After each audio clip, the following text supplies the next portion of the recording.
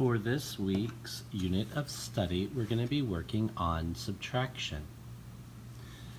You may use anything from your toolkit to help you. Some items that you might find especially helpful are your 120 chart, pen frame, math rack,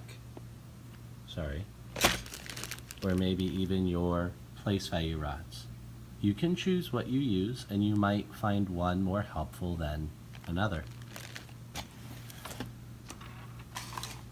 For today's work, you'll need a spinner, a spin card, I don't know what to call it. You'll be using these numbers, and a recording sheet, which we'll just use regular notebook paper. You'll start by writing down your name. Please do it neatly. No sloppiness. And I'm going to challenge you to use the lines going between the top and the bottom and not using as much space as you want. And I'm going to start with the number 77, so I'm going to write 77 minus, which means I'm going to be doing a takeaway problem today, and then you spin your card. Oops, hard to do it with just one hand. Okay. And I get 77 minus 3.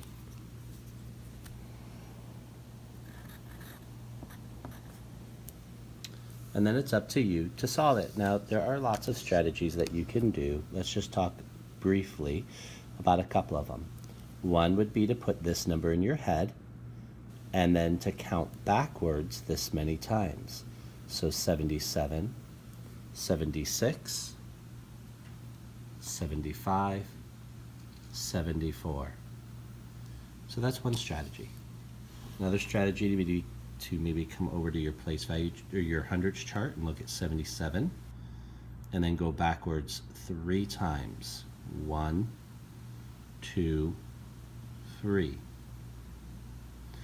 Another strategy some of you might already be thinking about is looking at your ones place. 77, well, that means 70 and 7. And you're probably thinking, well, I can just do 7, take away 3, and I know that equals 4, because 3 plus 4 makes 7. So 7 take away 3 is 4. So my answer is 74. So you can also use a place value model to answer that as well when you record it. Notice I wrote my numbers in one space. That's what I want you to do as well.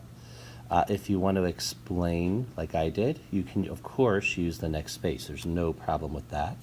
And if you need another line to explain even more thinking, yeah, feel free, absolutely. What I don't want you to do, though, is to write your numbers without thinking about the lines like that. This is not allowed.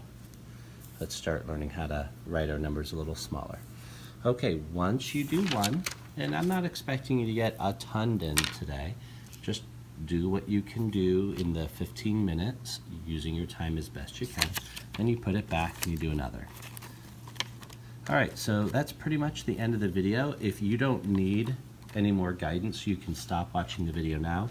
But if you'd like a little bit more help, I'm going to do one that's just a slightly bit more challenging, and that is 44. And I'll show you why that's a little bit more challenging. What happens if you did something like 74 and you spun your card and it was take away 6?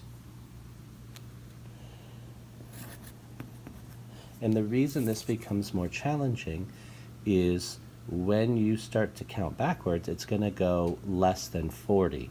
So again, you can count backwards in your fingers 6 times. You can even use your hundredths chart and go backwards 6 times. You can also do a place value model. But the tricky part is if you try to do a place value model, Okay, you know this equals 40, and this equals 4. You can't do 4 take away 6. If you have 4 of something, can you take away 6? No.